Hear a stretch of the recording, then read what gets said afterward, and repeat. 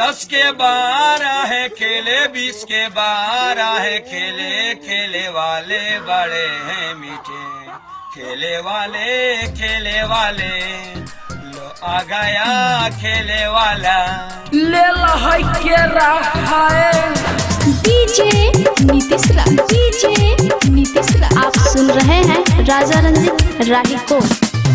Mangura presented by Tiger music.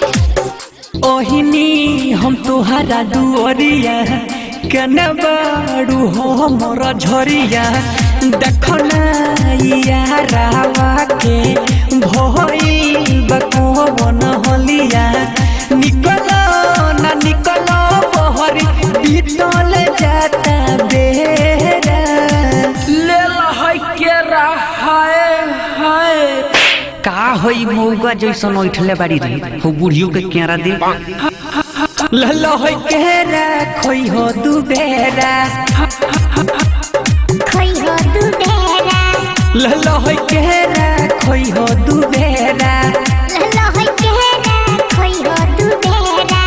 हे भैया जगह पवन सिंह में बगड़ा गोल बोंगे गाई ना रे इज्जत चल जाई, रुक हम ये सोच के कुछ गाओ तानी।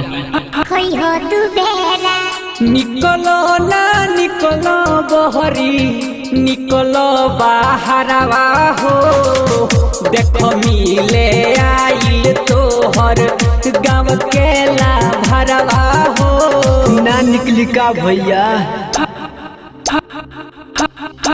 ललो है केरा खोई हो दुबेरा, presented by Tiger Music. Style में ना गाओ तबे नु बहरी, अब ये जान हाली कोरोना भेंट, घर जाए में हो जाई लेट, अब नहाली खोलो न गेट, घर जाए में हो जाई लेट। पवन सिंह थोड़ा आज निकल जाई, ठेला घुमाओ भाग घर, का पक पक पहले बड़ा ठेला घुमाओ भाग घर,